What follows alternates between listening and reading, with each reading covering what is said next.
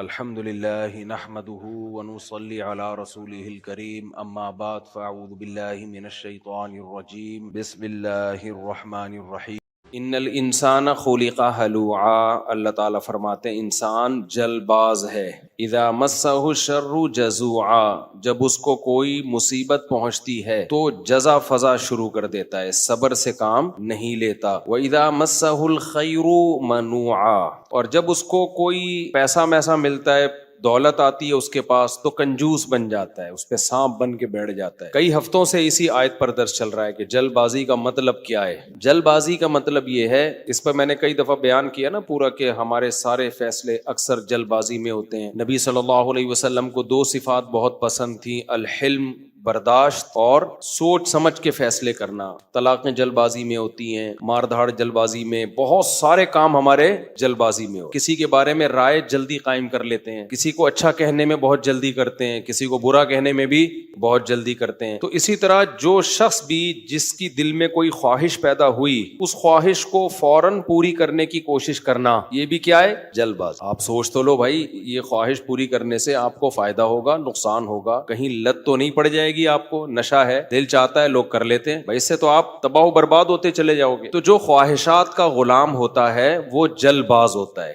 اور جو مستقبل سامنے رکھ کے زندگی گزارتے ہیں ان کی طبیعت میں جلد بازی نہیں ہوتی، ہمیشہ وہ کامیاب ہوتے ہیں. تو یہاں بھی اللہ نے کیا فرمایا کہ جلد بازی کی ایک مثال اللہ نے بیان کی ہے. وہ مثال یہ ہے، اذا مسہ الشر جزوعا، جب کوئی مصیبت پہنچتی ہے نا، ہونا یہ چاہیے مصیبت میں انسان کا دل کرتا ہے ہلڑ بازی کا، چیخو پکار، ادھر ادھر، ڈپریشن ہوتی ہے اس کو. تو جو دل کر رہا ہے وہ آپ کرنا شروع کر دو، اس پہ کنٹرول نہ کرو کہ بھئی اس کا کوئی فائدہ ہوگا یا نہیں ہوگا. ایسا تو نہیں کہ میرے اس ری ایکشن سے فائدے کے بجائے الٹا اور زیادہ نقصان ہو جائے. تو اللہ کہتے ہیں جلد باز آدمی کیا کرتا ہے، وہ یہ نہیں دیکھتا، وہ بس اپنی خواہش کو پوری کرنے میں لگا ہوتا ہے. غم پہنچا ہے تو اس غم کو ہلکا کرنے کے لیے جو مرضی اسے کرنا پڑے وہ کر گزرتا ہے. اس کی مثال ایسے ہے نا، آپ نے دیکھا ہوگا ایک کہیں کوئی واقعہ ہو جائے نا کوئی دھماکہ ہو جائے، تو جو انویسٹیگیشن کے لیے لوگ وہاں جاتے ہیں وہ کہتے ہیں ہمیں سب سے بڑی مصیبت پتہ ہے کیا ہوتی ہے؟ وہاں عوام جو احتجاج شروع کر دیتی ہے، اس سے کیا ہوتا ہے کہ وہاں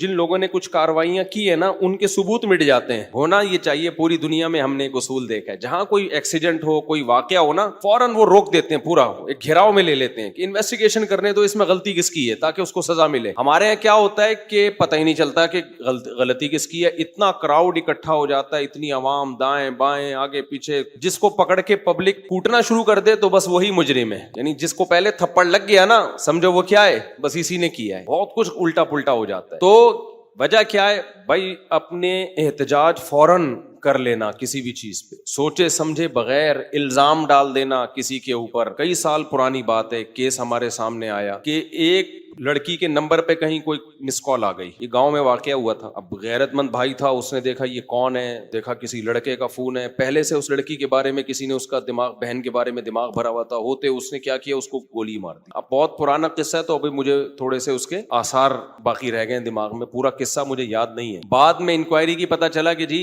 یہ لڑکی بالکل بھی انوالو نہیں تھی، جس بندے نے کی ہے وہ گڑبڑ کرنے کی کوشش کر رہا. تو اب کیا ہوا ہے کہ اچھی اس کو پتا چلا کہ یار میری بے گناہ بہن کو میں نے مار دیا. ٹینشن میں اتنا گیا ہے کہ اپنے آپ کو بھی مار دیا. پہلے ایک جرم کیا، ٹینشن سے انکوائری پوری کی نہیں ہے. بھائی پہلے غور تو کر لو، تجزیہ کر لو، کوئی بھاگی تو نہیں جا رہی، دیکھ لو. اور اگر مس کال آئی بھی ہے، کوئی آپس کا ریلیشن بھی ہے، تو اس کا یہ مطلب تو نہیں ہے نا کہ گولی سے ہی اڑا دو. اس کی اسباب پہ غور کرو، اس کی وجوہات پہ غور کرو. پہلے جلد بازی میں ایک کام کیا، ایک بے گناہ کو قتل کیا، اب جلد بازی میں ایک اور گناہ کر لیا، اپنے آپ کو بھی مار دیا. تو ہمیشہ جلد بازی میں انسان سے غلط کام ہوتے ہیں، ٹھیک کام نہیں ہوتے. کتنی بڑی سے بڑی ٹینشن ہونا، ٹائم سب سے بہترین مرہم ہے، یہ خوب یاد رکھو. جب میرے پاس کوئی پریشان آدمی آتا ہے نا، جس کو کوئی بہت بڑا غم پہنچا ہو اور اس کی حالت خراب ہو رہی ہو، میں اسے ایک بات لازمی کہتا ہوں کہ وقت سے بہترین مرہم دنیا میں کوئی نہیں. یہ ٹائم گزار لو، اس ٹائم کو کیا کرو، گزارو. بس جیسے جیسے ٹائم گزرے گا نا،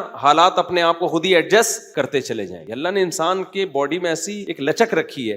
میں نے ایک ڈاکٹر صاحب سے پوچھا، ڈاکٹر صاحب اب پین کلر ایجاد ہو گیا ہے، درد ہوتا ہے، لوگ ٹیکا لگاتے ہیں، پہلے زمانے میں کیا ہوتا تھا؟ داڑھ کے درد کی تکلیف کتنی زیادہ ہوتی ہے نا، داڑھ کا درد ہو رہا ہو، اب تو پین کلر کھا لیتے ہیں لوگ. تو کیا کرتے تھے، 2-4 دن کے بعد تو مرنے لگتے ہوں گے. انہوں نے کہا اللہ نے ایسا سسٹم بنایا ہے, پین جب زیادہ عرصہ چلتا ہے نا باڈی, یا تو وہ خود ہی باڈی اس کو کم کر دیتی ہے یا وہ فیل ہونا کم ہو جاتا ہے. تو اللہ بھی تو ہے نا, اللہ کے میاں کا بھی تو ایک سسٹم ہے بنایا ہوا. جیل میں جو لوگ قید میں چلے جاتے ہیں, لمبے لمبے عرصے قید رہتے ہیں, جب وہ چھوٹ کے آتے ہیں بتاتے ہیں کہ شروع میں ہم 2-3 دن خودکشی کے خیال آتے تھے اس کوٹری میں, یار کیسے نکلیں گے, کہاں جا کے سر مارے. کہہ رہے ہیں 1 ہفتہ 2 ہفتہ 3 ہفتہ 4 ہفتہ, اس کے بعد یوز ٹو. کیا ہو گئے؟ ایک آدمی 4 سال جیل میں رہ کے آیا, 4 سال. کہتا ہے 4 سال میں نے دھوپ, اچھا بھلا آدمی بھی بہادر آباد اور ڈیفینس کا جو لگژری لائف اسٹائل میں ٹائم گزارا. میں نام نہیں بتاؤں گا, بدنام ہو جائے گا بیچارہ, ایسا نہ ہو مزید کوئی رشتہ ہی نہ دے اس کو. مدیز اس لیے کہ شادی شدہ ہے. خیر اس وقت کمارا تھا وہ, تو وہ کسی شبہ میں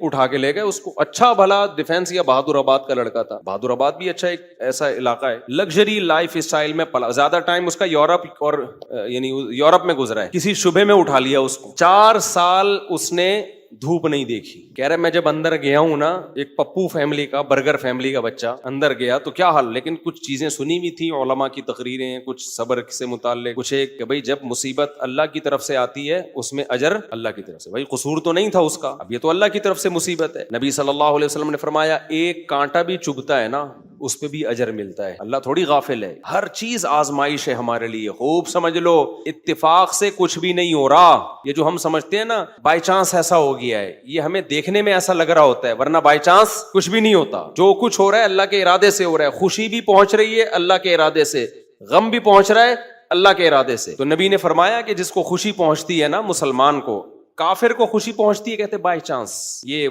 ہو گئے میری لک ہے, وہ لک کہتا ہے اس کو, لک ہے. ایک دفعہ میں ایک ڈاکومنٹری دیکھ رہا تھا, یہ جو کروڑوں اسپم ہوتے ہیں نا جو ماں کے رحم میں جاتے ہیں, جن میں سے ایک کو اللہ سلیکٹ کرتے ہیں انسان بنانے کے لیے. تو ڈاکومنٹری میں کسی گورے نے لکھا ہوا تھا کہ آئی ون دس میچ, یعنی کروڑوں خربوں میں یہ میچ جیت گیا. ٹھیک ہے بھائی, تو نہیں جیتا ہے, یہ سلیکشن کس کی ہے؟ اللہ کی ہے. وہ کہہ رہے ہیں بھی بائی چانس ہو گیا کہ میں پیدا ہو گیا. بائی چانس کوئی بھی نہیں ہوتا, سب کس کا ارادے سے ہو رہا ہے؟ اللہ کے. اللہ نے تجھے پیدا کرنے کے لیے کمبخت سلیکٹ کیا ہے, اور اللہ پھر کہہ رہے ہیں نحن خلقناکم, ہم نے تمہیں پیدا کیا, ہمارا احسان ہے, تو اب اس احسان کا بدلہ دو. تو جہاں آپ یہ کہیں گے نا اتفاق سے ایسا ہو رہا ہے, وہاں خوشی پہ اتراؤ گے بھی اور غموں پہ ٹینشن میں بھی آؤ گے. یار کیوں ہو گیا میرے ساتھ؟ اچھا ہٹلر کتنا روتا رہتا آخری عمر تک, ابھی پھر وہ خودکشی کر لی اس نے کہ یار 1 ہفتہ پہلے میں رشیا پہ اٹیک کر دیتا, ہاں یار کتنی بڑی غلطی ہوئی ہے مجھ سے. وہ کہتے ہیں ایک ہفتہ پہلے اٹیک کر دیتے نا تو رشیا کا نقشہ کچھ اور ہوتا. وہ 1 ہفتہ رہ گیا, پتہ نہیں پولینڈ کے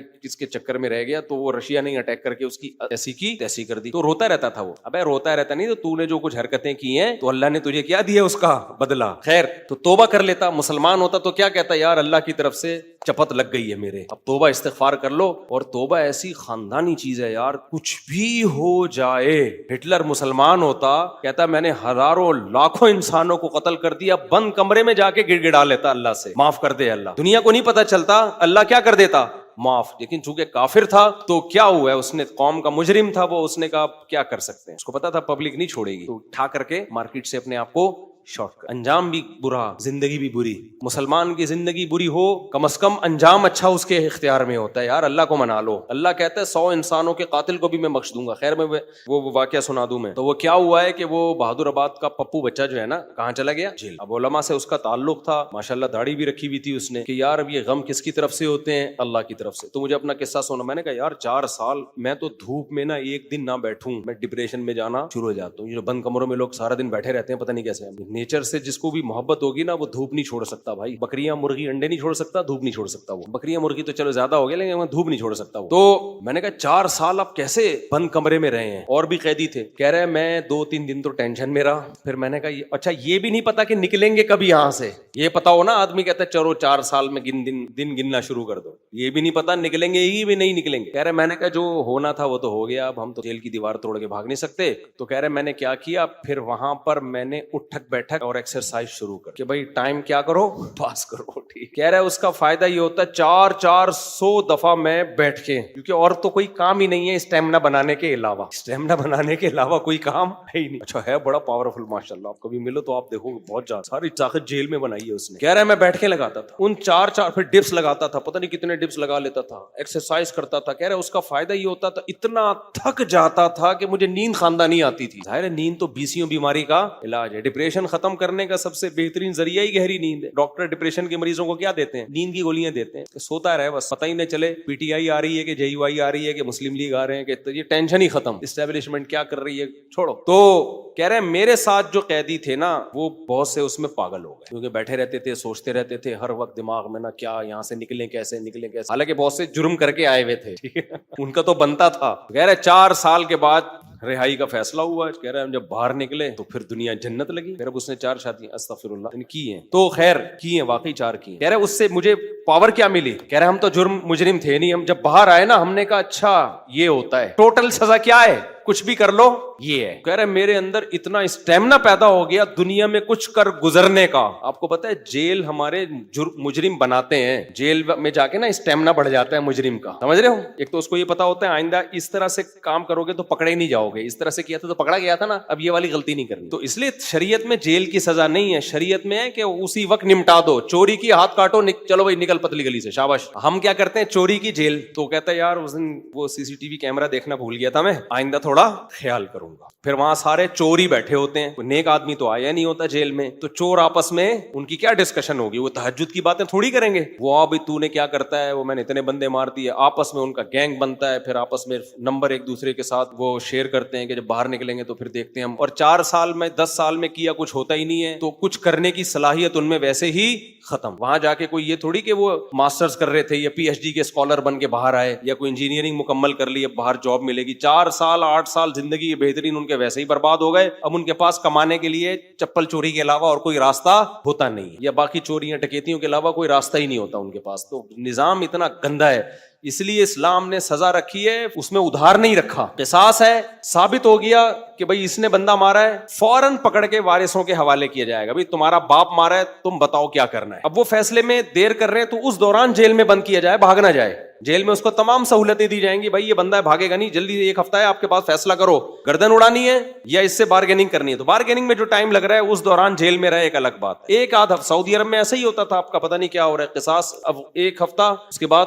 سر قلم کرنا ہے, چلو بھائی اڑا دو سر نہیں قلم کرنا, پیسے لے کے چھوڑنا ہے, پیسے لے بھائی, اور جو بھی رہن کے طور پر اس کی پراپرٹی رکھوائی, چل بھائی نکل, ختم. ہماری عدالتوں پہ بوجھ کتنا ہے دیکھو, 20-20 سال پرانی فائلیں جج کے پاس پڑی ہوئی ہوتی ہیں. اسلام میں قصاص ہے. دانت توڑ دیے, ٹائم نہیں ہے بھائی, کون سا والا دانت توڑا, یہ والا, اب بتا دانت توڑنا ہے اس کا. دیکھو نبی صلی اللہ علیہ وسلم کی خدمت میں کتنا زبردست واقعہ ہے. حدیث میں آتا ہے حضرت انس رضی اللہ تعالی عنہ کی جو پھپھی تھی نا, کس کی, حضرت انس ابن مالک کی پھپھی. حضرت انس نبی کے خادم تھے. ان پھپھی نے اپنی باندی کو مکہ مارا یا تھپڑ مارا تو وہ باندی کا دانت ٹوٹ گیا. جو لونڈی تھی نا باندی, اس کا دانت ٹوٹ گیا. تو نبی کے پاس کیس آیا تو آپ نے فرمایا اللہ کی کتاب کے مطابق فیصلہ کروں گا. تو کتاب اللہ تو یہی کہتی ہے دانت کے بدلے دانت. تو اب بڑے مسئلہ ہو گیا کہ بھائی یہ تو اتنے خاندانی لوگ ہیں, اور باندی یہ تو لونڈی ہے, لونڈی کا دانت ٹوٹ گیا, ملازم کو تھپڑ مارا دانت ٹوٹ گیا, تو اب سیٹھ صاحب کا بھی دانت توڑا جائے کیا؟ گوروں کے ایسا کوئی قانون نہیں ہے. اسلام میں کہ بھائی دونوں انسان ہیں تو دونوں کے دانت کی سیم ویلیو ہے. تو نبی نے فیصلہ کیا دانت کے بدلے دانت توڑا جائے گا. یہ بھی نہیں دیکھا کہ انس بن مالک میرے شاگرد ہیں, 10 سال میری خدمت کی ہے, تو اتنی خدمت گزار ہیں تو ان کی پھوپھی کے ساتھ میں رعایت کروں. فرمایا نہیں, میں فیصلہ کروں گا کتاب اللہ کے مطابق. تو کتاب اللہ میں کیا تھا؟ دانت. اچھا باندی کو یہ توقع نہیں تھی کہ میری جو مولا ہے, آقا ہے, اس کے دانت توڑے جائیں گے. ان لوگوں کو یہ توقع نہیں تھی. تو جب نبی نے فیصلہ کیا نا تو پھر انہوں نے پھر معاف کر دیا کہ بھائی, انہوں نے کہا کہ یہ تو ہماری مولا ہے, مالکن ہے, میں اس کا دانت کیسے توڑ سکتی ہوں. تو پھر انہوں نے خود ہی معاف کر دیا. تو پھر نبی نے, کیونکہ اس کو حق ہے, تو کیس 2 منٹ میں کیا ہو گیا, ختم. اگر انگریز کی حکومت ہوتی یا ہماری پاکستانی حکومت ہوتی, اب تک چل رہا ہوتا وہ کیس. دونوں مر چکے ہوتے, دونوں قبروں میں جا چکے ہوتے, ابھی تک ان کے دانت کے کیس کی فائلیں بولو موجود ہوتی, اور پوسٹ مارٹم ہو رہا ہوتا کون سا والا دانت ٹوٹا تھا, ہلا تھا یا ٹوٹا تھا, ان کے مکے سے ٹوٹا. ایسا گندا غلیظ نظام ہمارے اوپر مسلط ہے, اس میں انصاف کے علاوہ سب کچھ ملے گا آپ کو. تو اسلام نے کیش سزائیں رکھی ہے, ٹھک ٹھک ٹھک کر کہ بھائی تھپڑ کے بدلے میں کیا ہے, تھپڑ. تو قصاص کا نظام رکھا ہوا ہے اللہ میاں نے, بڑا زبردست. وَكَتَبْنَا عَلَيْهِمْ فِيهَا أَنَّ النَّفْسَ بِالنَّفْسِ وَالْعَيْنَ بِالْعَيْنِ وَالْأَنْفَ بِالْأَنْفِ وَالْأُذُنَ بِالْأُذُنِ وَالسِّنَّ بِالسِّنِّ وَالْجُرُوحَ قِصَاص. کیا زبردست آیت ہے. اللہ فرماتے ہیں ہم نے لکھ دیا ہے آنکھ کے بدلے آنکھ. کسی نے تمہاری آنکھ پھوڑی ہے, تم کورٹ میں جاؤ گے, جی اس نے آنکھ پھوڑی ہے, یہ ثابت کرو گے, دلائل سے ثابت کر دیا, کورٹ کہے گی تو بھی پھوڑ دے اس کی یہ والی آنکھ. البتہ یہ کام ڈاکٹر سے لیا جائے گا, ویسا نہ ہو پھوڑنے پھاڑنے میں کچھ اور ہی نہ پھوڑ پھاڑ دے, اتنا لمبا چھورا مارے کہ پیچھے سے ہی نکال دے. تو اس میں ماہرین سے مدد تو لی جائے گی, لیکن یہ ہوگا بھائی آنکھ ضائع کی ہے تو تمہاری بھی آنکھ ضائع کی جائے گی. دانت توڑا ہے سن بسنی، دانت کے بدلے دانت، سمجھ رہے ہو؟ تو یہ پوری قرآن نے ڈیٹیل بیان کی ہے. یہ ہوتا ہے انصاف. اٹ از کالڈ انصاف. اس میں جس نے جرم کیا شراب پی کے آیا تھا یا بغیر شراب کے کیا ہے، اس سے کوئی فرق نہیں پڑتا. یورپ امریکہ میں ہوتا ہے پی کے آپ نے دانت توڑ دیا تو کہتے ہیں سزا ہلکی ہے، کیونکہ آپ پیے ہوئے تھے، آپ کو ایکچولی پتہ نہیں تھا کہ میں کیا کر رہا ہوں. اسلام کہتا ہے پینا یہ آپ کا ہیڈ ایک ہے، جو جرم پینے کے بعد ہوگا آپ کو اس کی پوری سزا ملے گی. تبھی اسلام میں احناف کا یہ موقف ہے کہ شراب پی کے طلاق دے دی تو ہو جائے گی. آپ یہ نہیں کہہ سکتے کہ میں نشے میں تھا ہو جائے گی طلاق. کسی حدیث سے نہیں ہمیں پتہ چلتا کہ نشے میں طلاق واقع نہیں ہوتی. خوب سمجھ لو. تو اگر شراب کسی نے خود پی ہے تو وہ اس کا ایسا نہیں ہے کہ اپنے تصرفات اس کے کلعدم ہوں گے تو بندہ مارے گا. شراب پی کے بندہ قتل کر دیا نا تو شرابی سے قصاص لیا جائے گا. حالانکہ قصاص تو ایسی چیز ہے جو شبہے سے بھی ساقط ہو جاتی ہے. سمجھ رہے ہو؟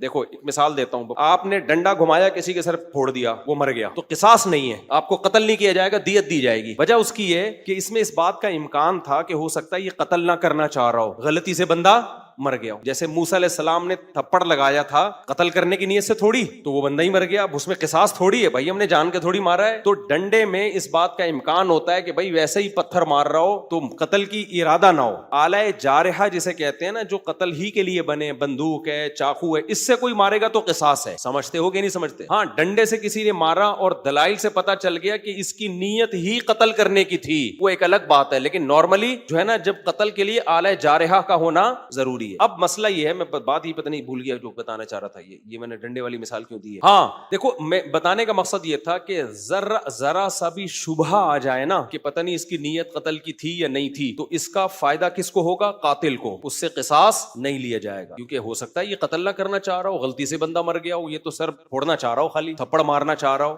لیکن شراب پی کے کسی نے بندہ مار دیا نا چاقو سے یا بندوق سے، یہاں شریعت قاتل کو فیور نہیں دیتی. حالانکہ زیادہ فیور بنتا ہے، یار اس کی نیت تھوڑی تھی، تو پی کے ٹہل رہا تھا. تو احناف یہی کہتے ہیں، امام حنیفہ، کہ جب قاتل کو شراب کے بعد اتنا سا فیور نہیں دیا جا رہا، حالانکہ اس کا دماغ کام نہیں کر رہا، تو طلاق تو قصاص سے کم درجے کی چیز ہے. اس میں اگر کوئی پی کے طلاق دے گا نا تو ہو جائے گی. سمجھتے ہو؟ کیونکہ اس کے اس جرم کو فیور نہیں دیا جائے گا اس پہ، کیونکہ پی کیوں تو نے؟ وہ کہہ سکتا ہے نا میں تو پی ہوئی تھی تو مجھے کیا پتا. پینے سے پہلے تو تجھے پتا تھا نا، پینے کے بعد کچھ بھی ہو سکتا ہے، بندہ بھی مر سکتا ہے، بیوی کو ڈیورس بھی ہو سکتی ہے. یہاں ایک مشہور سوال ہے کہ پی اس نے، سزا بیوی کو کیوں دے رہے ہو؟ تو طلاق میں شریعت نے مرد کے تصرف کا اعتبار کیا ہے. اس میں عورت کی پوزیشن کو نہیں دیکھا ہے کہ وہ مظلوم تھی یا ظالم تھی. مرد کی، کیونکہ طلاق کہتے ہیں مرد کی ملکیت سے چیز کا نکلنا، اس میں شریعت نے یہ سمجھا ہے نقصان مرد کا زیادہ ہو رہا ہے. سمجھتے ہو کہ نہیں سمجھتے ہو؟ تو اب یہاں پر بھی یہی ہے کہ اگر کوئی بلا وجہ بیوی کو طلاق دے دے تو بھی تو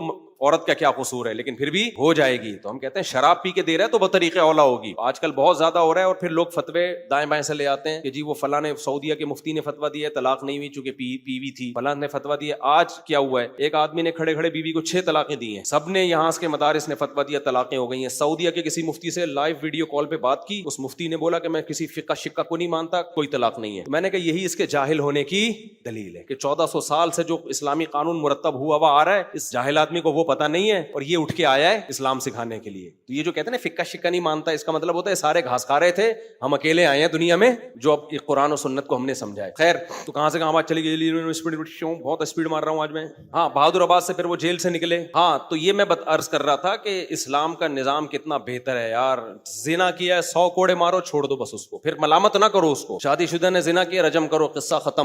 چلو بھائی، کمارے نے زنا کیا، 100 کوڑے دونوں کو چترول لگاؤ اور چھوڑ دو. کسی نے زنا کی غلط تہمت لگا دی، 80 کوڑے لگاؤ، چھوڑ دو. چل بھائی، کیس نہیں ہے لمبے لمبے، سمجھتے ہو کہ نہیں سمجھتے ہو؟ لمبے لمبے کیس نہیں ہے. تو ہمارے یہاں تو بہت ہی گندا نظام چل رہا ہے یار، اللہ بچا کے رکھیے. جیلوں سے اللہ بچائے. جیلوں میں خارش کی بیماریاں لگتی ہیں، پتہ ہے آپ، ایک دوسرے کی پھوڑے پھنسیاں ٹرانسفر ہو رہے ہوتے ہیں. گندگی کا ایک نظام ہے، بہت ہی گندا نظام ہے جیلوں کا. تو وہ صاحب جیل میں 4 سال جب کاٹ کر آئے تو کہہ رہے ہیں میں اتنا کانفیڈنس پیدا ہو گیا. لیکن چونکہ بندہ 2 نمبر نہیں تھا، جب 2 نمبر نہیں تھا تو برائیوں کی طرف نہیں گیا، اچھائیوں میں کانفیڈنس پیدا ہو گیا. تو اچھائی آپ کو بتایا، جس نے میرے بیان سنے ہو ایک اچھائی، تو اس کو پتہ ہی ہوتی ہے کہ شادیاں میں نے 4 کرنی ہے. تو کہہ رہے میں جیل سے باہر نکلا نا، بیانات میرے سنے میں تھے. کہتا ہے میں نے سوچا کہ اب کسی کا باپ میرے کو روک کے دکھائے 4 شادیوں سے, کیونکہ اتنی ٹینشن جیل میں, کہہ رہا ہے میں نے اٹھا لی ہے کہ اب ٹینشن میرے لیے مسئلہ نہیں, کیونکہ دوسری میں آدمی ٹینشن کی وجہ سے نہیں کرتا نا, میرے ٹینشن کی ایسی کی تیسی. دیکھو اس نے صبر کیا نا, تو یہ جیل اس کے حق میں کیا ہو گیا, مفید. اگر صبر نہ کرتا, جلد بازی والا کام کرتا, جیل میں بیٹھا رہتا. تو ہم نے معیار متعین کرنا ہے بھائی قرآن و سنت سے, اللہ سے. اللہ تو قرآن و سنت ہی کے ذریعے بتائے گا نا. تو اس میں سب سے پہلا معیار اللہ کا کیا ہے؟ اللہ کہتا ہے جو مشرک ہے, جو اللہ کو نہیں مانتے یا اللہ کے ساتھ شرک کرتے ہیں, ان کی جتنی نیکیاں ہیں, ہر وقت لوگوں کو کھانا کھلاتے رہیں, لوگوں سے اچھے اخلاق سے بات کرتے رہیں. تو اللہ نے قرآن میں فرمایا کراماد اشتدت بہ الریح فی یوم عاصف. ایک راکھ کا پہاڑ ہوتا ہے نا, پہاڑ راکھ ہوتی ہے نا, جو جل کے راکھ حاصل ہوتی ہے, کتنی لائٹ کتنی ہلکی ہوتی ہے وہ. اس کا پہاڑ ہو تو دیکھنے میں تو لگے گا بڑا وزنی, لیکن آپ پھونک ماریں گے وہ پہاڑ اڑ جائے. تو اللہ نے کہا کہ تم چونکہ اپنے اینگل سے دیکھ رہے ہو چیزوں کو, اس لیے تمہیں جو مشرک اور کافر لوگ ہیں ان کے عمل دیکھنے میں بہت اچھے لگیں گے. انہوں نے اسپتال بنا دیے, انہوں نے انسانیت کی ایسی خدمت کی, لیکن وہ وزن میں میرے نزدیک بہت ہلکے ہیں. قیامت کے دن جب ان کو ترازو میں رکھا جائے گا, ان کا ایک پھونک ماریں گے اور وہ اڑ جائیں گے. اللہ نے یہ نہیں کہا کہ ان کا وزن ہے ہی نہیں, بلکہ اللہ نے کہا ان کا وزن بہت ہلکا ہے, وہ اس قابل نہیں ہے کہ ان کو بخشوا دے. ہاں اس قابل ضرور ہے کہ عذاب میں کمی کا ذریعہ بن جائے, اس قابل ضرور ہے کہ عذاب میں کمی کا ذریعہ, بخشوا نہیں سکتا ان کو. اور اللہ کی نظر میں جو سب سے بڑی نیکی ہے وہ کیا ہے؟ توحید, اللہ کے وجود کو ماننا اور اللہ کو ایک سمجھنا. حالانکہ انسانیت کی نظر میں تو کوئی یہ بہت بڑی نیکی نہیں ہے. اب یہاں ایک سوال پیدا ہوتا ہے کہ اللہ نے یہ اینگل رکھا ہوا کیوں ہے, اللہ تعالیٰ اس اینگل سے دیکھتا کیوں ہے؟ یعنی یہ کیا بات ہے کہ آپ اگر مشرک ہیں, اللہ کے ساتھ شرک کرتے ہیں, یا اللہ کے وجود, جیسے ملحد اور ایتھیسٹ لوگ خدا کو مانتے ہی نہیں ہیں, وہ کہتے ہیں ہے ہی نہیں ہے, سب آٹومیٹیکلی خود بخود سب کچھ چلا آ رہا ہے. سوال یہ پیدا ہوتا ہے کہ پھر ایسا وجہ کیا ہے, اللہ نے اتنا مضبوط موقف کیوں رکھا ہوا ہے, جس کو میں اپنی زبان میں موقف کہہ رہا ہوں. اللہ کی طرف موقف کا لفظ کی نسبت نہیں کی جاتی, لیکن آسان لفظوں میں سمجھانے کے لیے کہ ایسا کیوں اللہ نے یہ نظریہ ہے کہ بھئی یہ اگر تم کفر کرتے ہو, اللہ کے ساتھ شرک کرتے ہو, تو کوئی حیثیت تمہارے کسی عمل کی اللہ کی نظر میں نہیں ہے کیوں؟ دیکھیں اس کی وہی وجہ ہے کہ اللہ کہتا ہے, ہم جب کہتے ہیں نا یہ انسانوں کی خدمت کرتا ہے, بہت اچھا ہے, تو اللہ کہتے ہیں سب سے پہلے جس نے تم پر احسانات کیے, جس نے تمہیں پیدا کیا, اس کو تم بھول گئے. میں گھر کی ایک مثال دیتا ہوں, ابا اماں کی. آپ کی پیدائش کا سبب آپ کے والدین بنے, ماں نے آپ کو جنا, دودھ پلایا, پالا پوسا, آپ کے ابا نے آپ کی تعلیم پہ خرچ کیا, آپ کو گھر دیا, ایک طویل عرصے تک آپ ماں باپ کے احسان میں پلے رہے, پل پل پل آپ ماں باپ کے محتاج تھے. جب آپ اپنے پاؤں پہ کھڑے ہو گئے, اب آپ غریبوں کو کھانا کھلا رہے ہو, مسکینوں کو کھانا کھلا رہے ہو, لوگوں کے ساتھ تھینک یو ہنس کھیل کے بات کر رہے ہو. ابا کو لفٹ کرانے کے لیے تیار ہوئی. دنیا تو کہے گی آپ بہت اچھے ہو, لیکن کوئی عقل مند ہوگا نا جو صحیح اینگل سے دیکھتا ہوگا, وہ کہے گا اس کا کیا فائدہ, جو اپنے تھے ان کو آپ بھول گئے, اور جو غیر تھے ان کو آپ نے اپنا بنا لیا. بلکہ اور تانے ملیں گے آپ کو. تو اللہ کہتا ہے نحن اقرب الیہ من حبل الورید هو اعلم بکم اذ انتم اجنۃ فی بطون امہاتکم. وہ تمہیں اس وقت سے جانتا ہے جب تم ماں کے پیٹ میں چھپے ہوئے تھے, اس وقت تمہاری ماں تمہیں نہیں جانتی تھی, اس وقت سے جانتا ہے. اسی نے پانی کے اندر ایسے سافٹ ویئر انسٹال کیے ہیں کہ ماں کے رحم میں جانے کے بعد اس میں آنکھ, ناک, کان, دل, دماغ, جگر بنتے ہیں. یہ ساری نعمتیں تمہیں اس نے دی ہیں. پھر جب تمہیں دنیا میں لایا, تمہاری ماں کی چھاتی میں اس نے دودھ کے چشمے جاری کر دیے. پھر ماں کو جو ممتا دی, بے پناہ محبت دی, یہ بھی آٹومیٹیکلی نہیں ہے. خدا کا انکار کرنے والے ہر چیز فطرت پہ ڈال دیتے ہیں کہ نیچر نے یہ سکھایا ہے. بھائی یہ نیچر تو اندھی بہری گونگی ہے, وہ کیا سکھائے گی کسی کو؟ اس کے ہاتھ ہیں, اس کے پاؤں ہیں, اس کی ٹانگیں ہیں, اس کے پاس اسپیکنگ پاور ہے جو وہ سمجھائے گی. اللہ نے دیکھو اپنے وجود کو ثابت کرنے کے لیے نا کیسی کیسی مثالیں دی ہیں. ہم یہ کہتے ہیں نا ماں کی محبت نیچرل ہے, تو سانپ میں کیوں نہیں ہے؟ سانپ کی مادہ انڈے جنتی ہے, انڈے دیتی ہے, اور جیسے ہی بچے نکلتے ہیں کھانا, بچے سب سے پہلے ماں سے دور بھاگتے ہیں سانپ کی مادہ کے. نہیں آئی میرا خیال ہے بات. اگر یہ نیچرل ہوتا تو سانپ کی جو بچے جب وہ جنتی ہے تو اس کی ممتا کہاں چلی جاتی ہے اس وقت؟ آپ کہہ سکتے ہو تو زہریلا جانور ہے سانپ, تو اس کی نیچر ہی یہی ہے کہ وہ محبت ہی نہ کرے کسی سے. مچھلیوں کو دیکھ لو آپ, میں نے تو ایکویریم میں مچھلیاں بہت پالی ہیں. مچھلیاں تو زہریلی نہیں ہوتی, کتنی پولائٹ سی مخلوق ہے مچھلی. فش آرام سے یوں یوں تیر رہی ہوگی. مچھلیاں جب انڈے دیتی ہیں پہلے تو انڈے کھا جاتی ہیں, وہ انڈے جو بچتے ہیں اس سے چھوٹی چھوٹی مچھلیاں نکلتی ہیں, پھر ان کو بھی کھاتی ہیں. وہ ماں خود اپنے بچوں کو کھاتی ہے.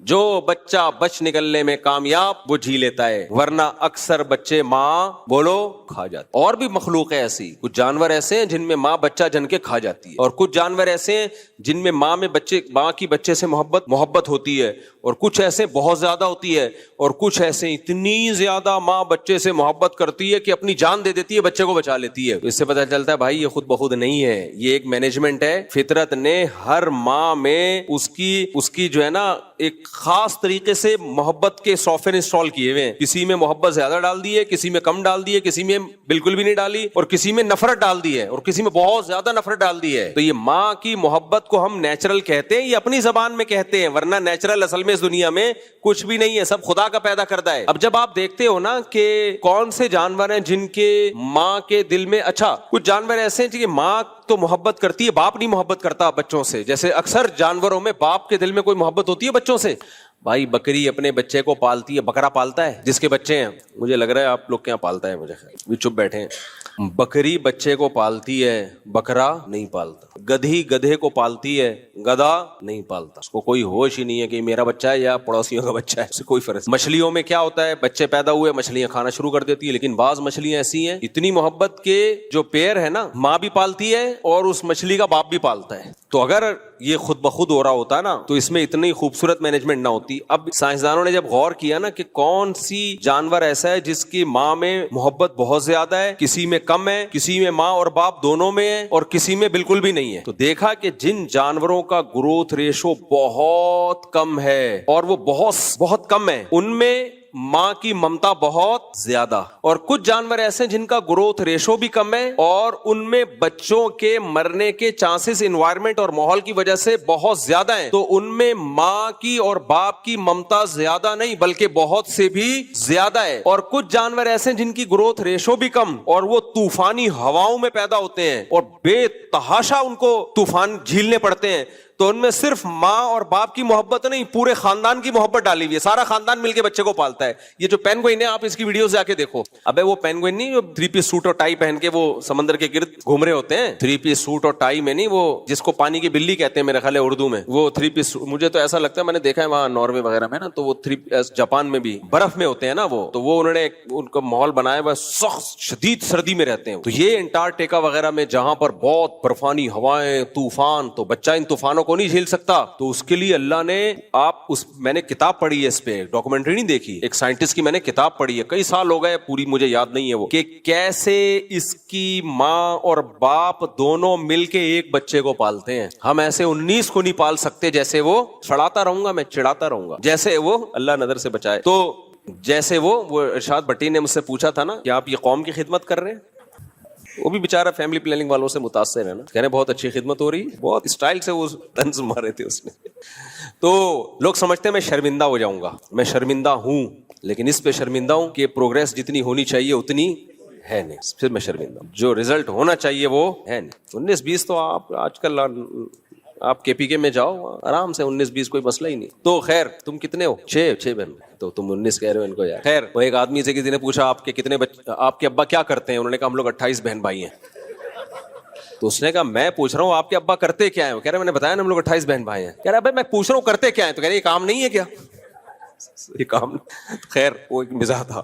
تو پینگوئن کو دیکھ لو، آپ ڈاکومنٹریز دیکھیں، اس کی کتابیں پڑھیں اس کے بارے میں، گوگل پہ سرچ کریں، کیونکہ جھکڑ ہیں، برفانی طوفان آتے ہیں، اس بچے کو کا سروائیو کرنا بہت مشکل. لیکن اس کے ماں باپ اس بچے کو جننے میں اور پالنے میں اتنی تکلیف اٹھاتے ہیں، ایسے جان جوکھوں میں کھیل کے اور اس کی ہیلپ کرتے ہیں، اپنے بچے کو پالتے ہیں. اور پھر اس کے بعد باقی خاندان بھی ساتھ دیتا ہے. وہ پورا پریوار جو ہے نا جھنڈ میں جا رہے ہوتے ہیں، چلو جی ماں پیچھے رہ گئی تو دوسری انٹی آتی ہیں اس کو گلے لگا لیتی ہیں. انسانوں میں ایسا نہیں ہے، ٹھیک ہے، دوسری انٹی آئیں گی وہ اس کو گلے لگا لیں گے، چل بھائی جب تک تیری ماں نہیں آتی تھوڑی دیر کے لیے برفانی ہواؤں سے میں تجھے بچا لیتی ہوں. لیکن جن جانوروں میں گروتھ ریشو بہت زیادہ ہے، تنادن پیدا ہوتے ہیں، ان میں اللہ اگر ماں کی ممتا رکھ دیتا نا تو ماں تو سارا دن سینکڑوں بچوں کو پال پال کے خود مر جاتی وہ، اور اتنے ان کے گروتھ ریشو ہوتا کہ وہی نسل ہوتی، باقی دنیا میں سب ختم ہو چکے ہوتے. سانپ کی مادہ ہزاروں انڈے دیتی ہے, اب وہ ہزاروں میں اگر 500 بھی بچ جاتے تو سانپ ہی سانپ ہوتے دنیا میں. اسی طرح مچھلیاں, میں نے ایک فش پالی ہے, وہ ہے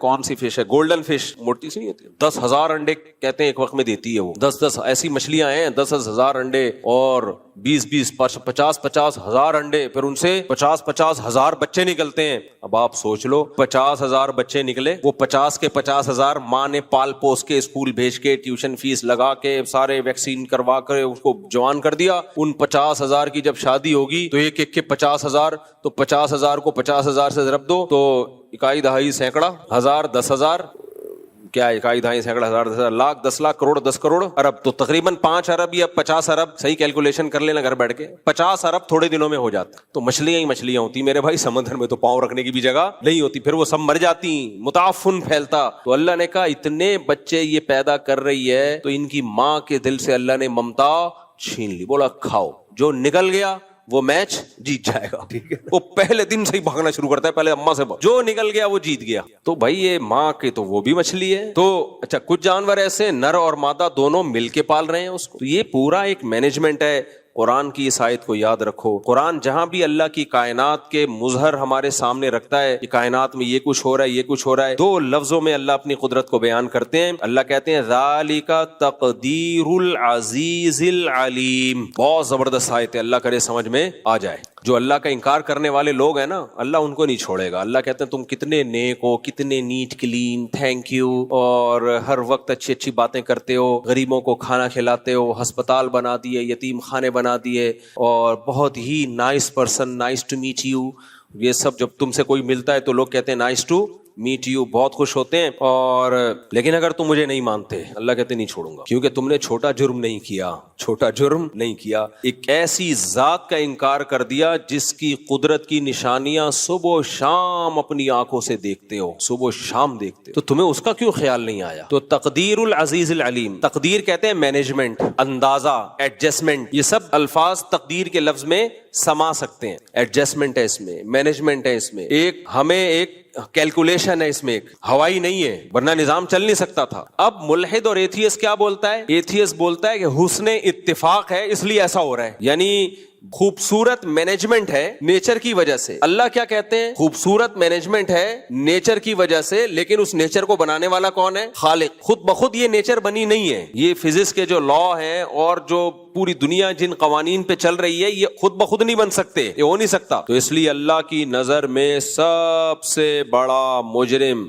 وہ ہے جو خدا کا انکار کرے. ہلکا جرم نہیں ہے. تبھی تو ہمارے اسلاف بزرگان دین اس کی ساری زندگی کوشش کرتے رہے کہ ہماری ایمان پر موت واقع ہو, ایسا نہ ہو ہم سے آخری وقت میں ایمان سلب ہو جائے. اب آپ دیکھو اتنے لوگ ایمان کفر پہ موت واقع ہو رہی, ان کو تو اس کی کوئی پرواہ نہیں ہوتی. کتنے کافر ہیں, ان کو کہا جائے موت کے وقت اب تو تم کلمہ پڑھ لو بھائی, کہتے نہیں ابھی بھی نہیں پڑھ رہے ہوتے, وہ ان کی نظر میں کلمے کی ویلیو نہیں ہے. اور ہمارے یہاں بزرگان دین اور اسلاف جن کی زندگی گناہوں سے پاک تھی, ساری زندگی اسی خوف میں گزر گئی کہ اللہ ہم سے ایمان نہ چھین لے, کیونکہ ان کو ایمان کی ویلیو کو پتہ ہے. بھائی قیامت کے دن اعمال کے ترازو میں جو چیز سب سے وزنی ہوگی وہ کیا چیز ہوگی؟ ایمان, توحید, عقیدہ توحید, اللہ کی کتابوں پر, اللہ کے پیغمبروں پر ایمان. تو یہ ہلکی چیز نہیں ہے, اس کو ہلکا نہ لیا کرو, کیونکہ آج کل مسلمانوں نے اس کو ہلکا لینا شروع کر دیا ہے. اور جب آپ اس نیکی کو ہلکا لوگے تو پھر اللہ کی نظر میں بھی آپ کی نیکی ہلکی ہو جائے گی. اللہ کہیں گے اس کو خود اپنی ویلیو, اپنی نیکی کی ویلیو نہیں ہے اس کے دل میں. تو کیسے لوگ ہلکا سمجھتے ہیں؟ لوگ غیر مسلموں کی تعریفیں کر رہے ہوتے ہیں. ابے یار کیا ہوا ہے, کلمہ نہیں ہے, ہیں تو ہم سے اچھے نا. بھائی کلمہ نہیں ہے, ہلکی بات ہے یہ, کلمہ نہیں ہے. لوگ کہتے ہیں کیا ہو گیا, نماز نہیں پڑھتے, لیکن ہیں تو ہم سے اچھے. نا نا نا نا, اللہ کہتے ہیں نماز پڑھے بغیر وہ تم سے اچھے نہیں ہو سکتے, کلمے کے بغیر وہ تم سے اچھے نہیں ہو سکتے. تو اللہ کہیں گے ٹھیک ہے پھر تو بھی اللہ ہو سکتا ہے آپ سے ایمان سلب کر لیں, جس کو خود ایمان کی پرواہ نہیں ہے. اس لیے میں جو لوگ یورپ امریکہ میں جاتے ہیں ان سے بولتا ہوں بھائی اپنے ایمان کو بچانا, ایمان کو, اس پہ سودے بازی مت کرنا, اس پہ سمجھوتا مت کرنا. ہم مسلمان ہیں, یہ بہت بڑی نعمت ہے, مر جاؤ کٹ جاؤ نہیں بھائی, ایمان نہیں چھوڑنے کا. اعمال اس کے بعد آتے ہیں, اعمال کو بھی فوکس کرنا ہے, لیکن اللہ کی نظر میں وزنی چیز ادھر ادھر ادھر, میں یہاں بیٹھا ہوں, وہ بعد میں آپ کو میں تصویر دکھا دوں گا ان کی. اللہ کی نظر میں سب سے زیادہ ویلیو کس کی ہے؟ بولو, ایمان کی ویلیو ہے سب سے زیادہ. تو قرآن میں جو آیت ہے ذالک تقدیر العزیز العلیم, اللہ کہتے ہیں کہ یہ جو کائنات میں تمہیں مینجمنٹ نظر آئے گی نا, جیسے میں نے بتایا کہ اس طرح سے, اچھا کوئی ایک مخلوق بھی آپ پال لو نا جانوروں کی, اسی میں اللہ کی قدرت کے بے شمار نمونے نظر آ جاتے ہیں. میں نے 50 مرغیاں ہیں نا,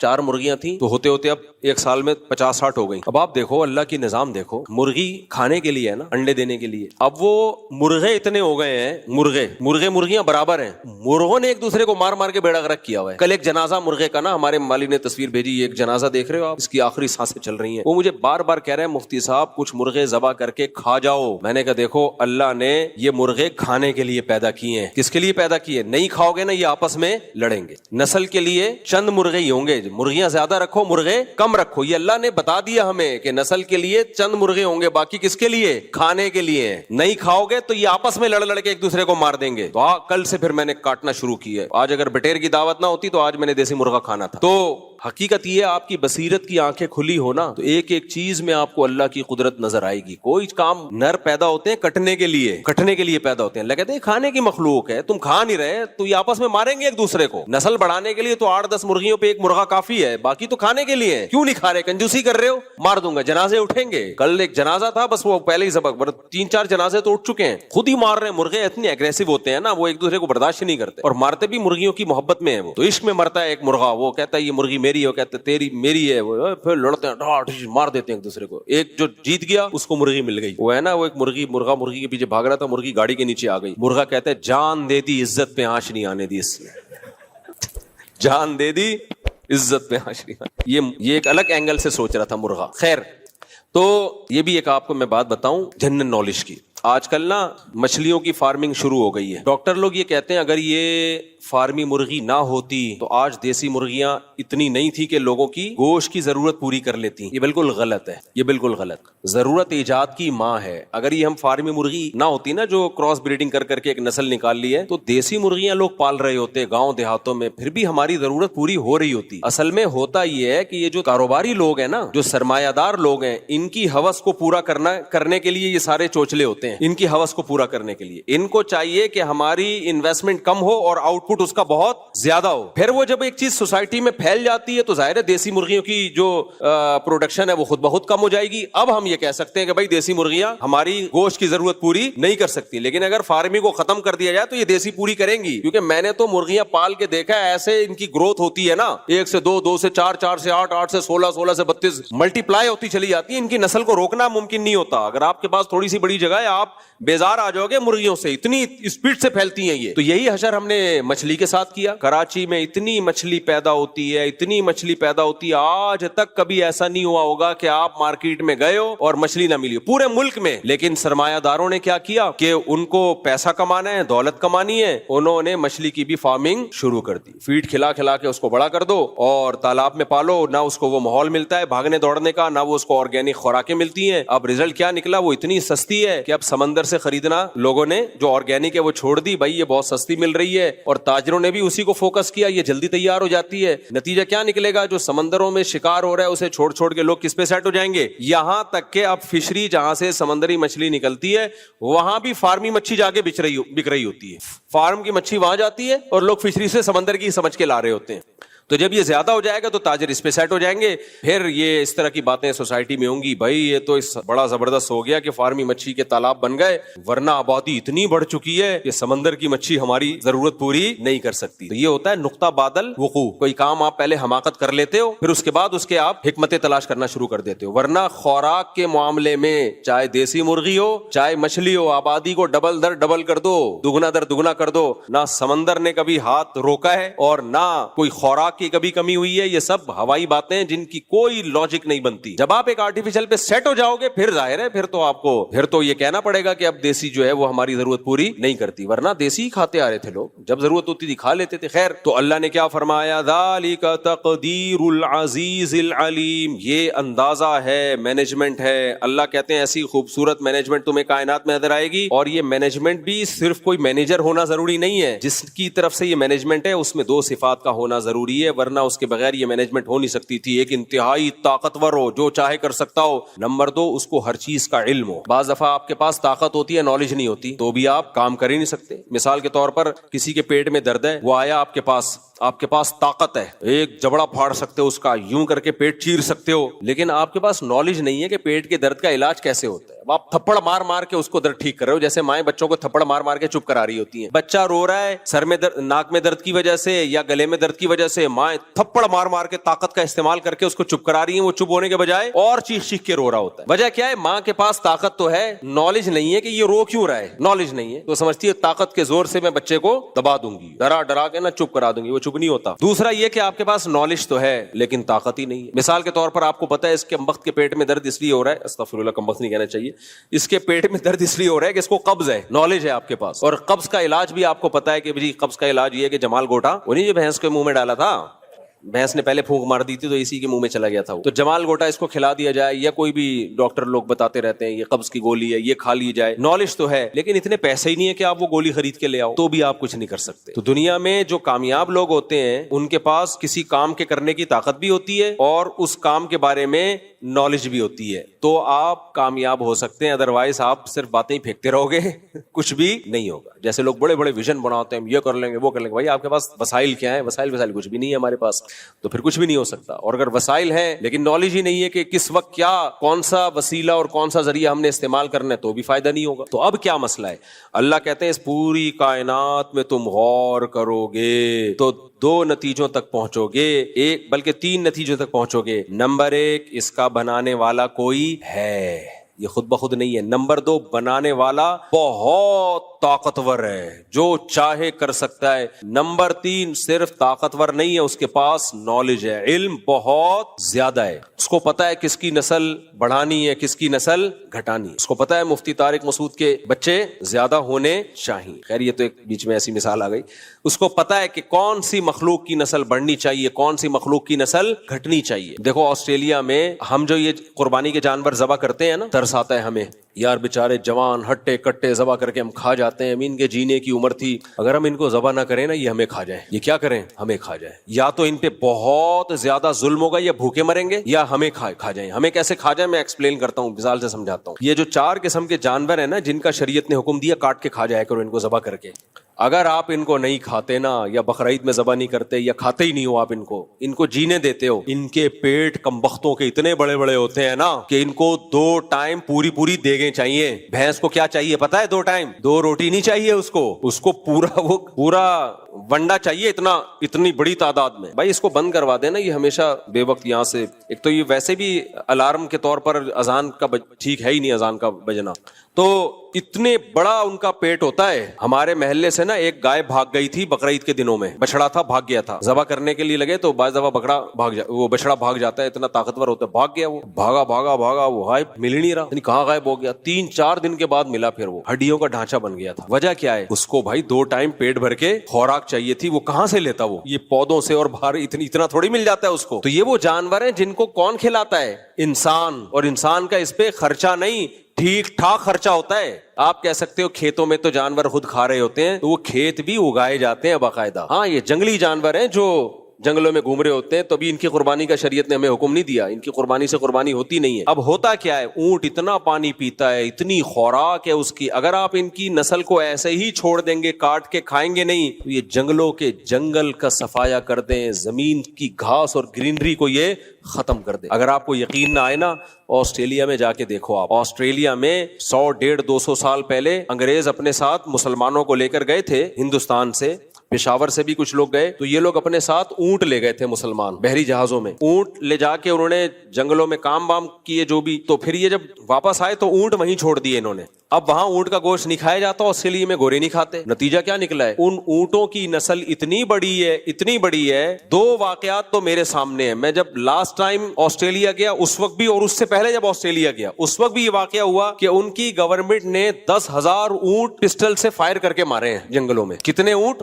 10,000 اونٹ ہیلی کاپٹروں سے نا نشانہ لے لے کے مارے ہیں. میں نے ان لوگوں سے پوچھا بھائی کیا ہو گیا یار, یہ اونٹوں کو تم ایسے فائر کر رہے ہو جیسے کوئی دہشت گرد ہوتے ہیں. بھائی انہوں نے کہا آسٹریلین گورنمنٹ بیزار آ گئی ہے, یہ صحراؤں میں جتنا پانی ہوتا ہے یہ پی لیتے ہیں. یہ کہ اونٹ جب پانی پیتا ہے نا, قرآن نے بھی اس کا تذکرہ کیا, پیاسا اونٹ ایسے ٹب ٹینکوں کے ٹینک خالی کر دیتا ہے. اونٹ اسٹور بھی کرنا ہوتا ہے نا اس کو, اور اتنے جنگل میں یہ چرتا ہے, اتنا چرتا ہے گرینری ختم ہو جائے گی, دوسرے جانوروں کے لیے بچتا ہی کچھ نہیں. پھر مجھے اندازہ ہوا بھائی اللہ نے ان کی نسلوں کو کنٹرول کرنے کے لیے ہمیں آرڈر کیا دیا ہے, کھا جایا کرو, آپ نہیں کھاؤ گے تو یہ ہمیں کھا جائیں گے. یہ صحیح ہے نا. تو اللہ کا کوئی کام حکمت سے خالی نہیں ہے.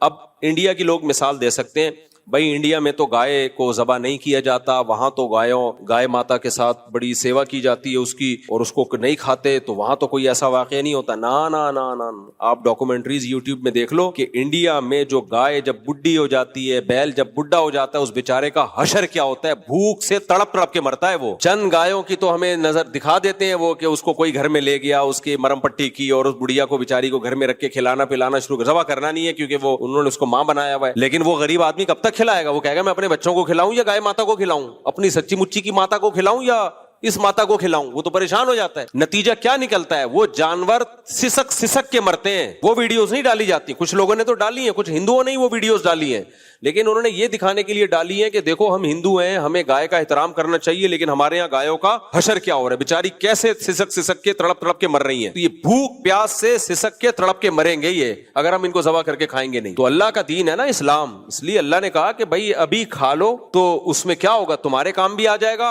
اور ایک اچھی موت مر جائے گا. یہ ذبح کر کے وہ تڑپ تڑپ کے جو بھوک اور پیاس سے جو ترس کے اور تڑپ کے مرتا ہے, وہ موت سے یہ بچ جائے گا. تو اب وہاں بھی یہی ہوگا آسٹریلیا میں, جو اونٹ کو جو شوٹ نہیں ہوتے, وہ جب بڈھے ہو جاتے ہیں تو کیا ہوتا ہے ان اونٹوں کے ساتھ, انسان جب بڈھا ہو جاتا ہے تو اولاد لا کے رکھتی ہے اس کے سامنے کھانا. گائے یا اونٹ جب بڈھا ہوگا اور کھانے چلنے کے قابل نہیں رہے گا, تو آپ کا کیا خیال ہے, وہاں اونٹ کے بچے لا کے ابا کے سامنے خوراک رکھیں گے, توڑ توڑ کے پانی کے پیالے لا کے رکھیں گے. وہ بھوک اور پیاس سے تڑپ تڑپ کے ایڑیاں رگڑ رگڑ کے سسک سسک کے مرے گا وہ. تو اگر آپ ان کو ذبح کر کے نہیں کھاتے تو آپ کو گولیوں سے شوٹ کرنا پڑے گا, جو کسی کام کی بھی نہیں ہے. تو میں نے وہاں بولا کہ بھائی گورنمنٹ سے بولو کہ شوٹ کرنے کے بجائے یہ اتنے سینکڑوں ہزاروں اونٹ ہیں, یہ جو ہے وہ ہمیں دے دیں. تو ان کا جواب پتہ ہے کیا تھا, لے لو. میں نے کہا ہم تو لے جا نہیں سکتے, کھائیں شکار کر کے. انہوں نے کہا کھا لو. اب 2000 کلومیٹر دور جنگل میں جاؤ ان کو کھانے کے لیے. تو اس کا طریقہ یہ ہے کہ گورنمنٹ نے اجازت دی ہوئی ہے, جاؤ یار مار کے کھا لو, آپ ذبح کر کے نہار کر کے جیسے آپ نے کھانا ہے کھا لو, لیکن کھاؤ کیسے؟ 2000, اور آسٹریلیا اتنا بڑا صحرا ہے نا, اتنی شدید گرمی, جنگلوں میں آگ لگ جاتی ہے. 2000 کلومیٹر پہ آپ گاڑی میں سفر کر کے جائیں, 2000 کلومیٹر کے بعد جا کے ایک اونٹ کو آپ نے مارا, نہر کیا, تو کیا کرے گا اتنے گوشت کا آدمی؟ ایک ہی دفعہ کر سکتا ہے بس. وہ اس کے بعد آدمی کہتا ہے بھائی میں ادھر سے ہی خرید کے کھا لوں گا, وہ زیادہ بہتر ہے. تو کچھ باتیں کہنے کی ہوتی ہیں, پریکٹیکلی وہ پاسبل نہیں ہوتی. وہ وہاں کی گورنمنٹ نے تو اجازت دی, یہ کھا لو بھائی, ہماری طرف سے کوئی پابندی نہیں ہے, آپ کھاؤ جا کے.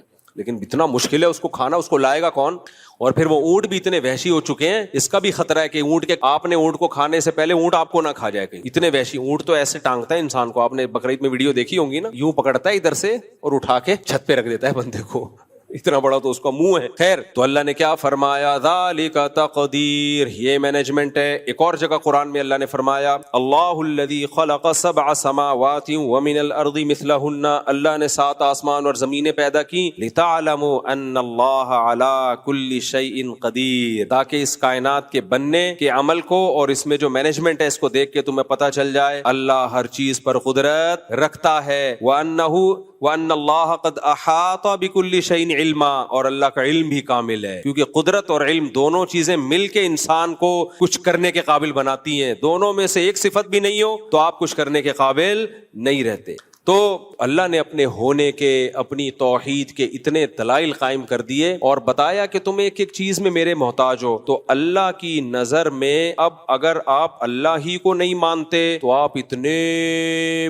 بڑے مجرم ہو کہ وہ ساری نیکیاں ہونے کے باوجود ان کا وزن بہت ہلکا ہو جاتا ہے. بالکل ایسے ہی ہے جیسے آپ دوستوں کے ساتھ اچھا سلوک کرتے ہو, ابا کو آپ مانتے ہی نہیں. ایک تو ہوتا ہے نا ابا کی ماننا, ایک ہے ابا ہی کا انکار کر دینا. آپ کہتے ہو ابا آپ جمشید صاحب ہو, آپ ابا نہیں ہو میرے. تو ٹھیک ہے آپ کی نیکیاں, آپ کے ابا کہیں گے میرا بیٹا لوگوں کا خیال کرتا ہے, غریبوں کو کھانا کھلاتا ہے, لیکن جائیداد سے میں اس کو محروم کروں گا میں, کیونکہ یار میں نے اس کو جنا, اس کو میں نے اس قابل بنایا کہ غریبوں کی مدد کر سکے, دولت بھی اس کو میں نے دی, میرا ہی انکار کر دیا.